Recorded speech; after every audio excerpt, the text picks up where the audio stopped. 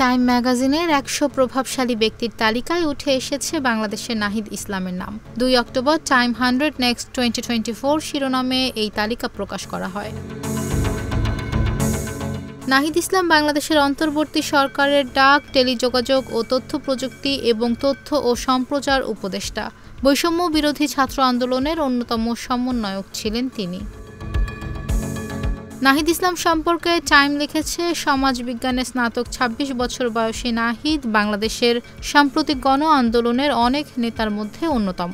বাংলাদেশের গোয়েন্দা সংস্থার দ্বারা নির্যাতনের শিকার হওয়ার পর সাধারণ মানুষের কাছে তার পরিচিতি বাড়তে থাকে।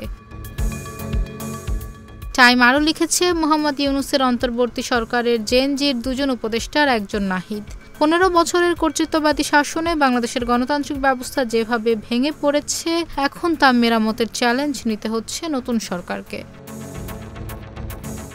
নাহিদ টাইমকে বলেন, আমাদের নতুন প্রজন্মের ভাবনা ও প্রবণতা বুঝতে হবে। বাংলাদেশের রাজনৈতিক দলগুলোর মধ্যে সহিংসতার অবসান হতে হবে এবং আমাদের সামনে এগিয়ে যাওয়া প্রয়োজন। প্রতি বছর বিশ্বের প্রভাবশালী ১০০ ব্যক্তির এই তালিকা প্রকাশ করে মার্কিন সাময়িকী টাইম।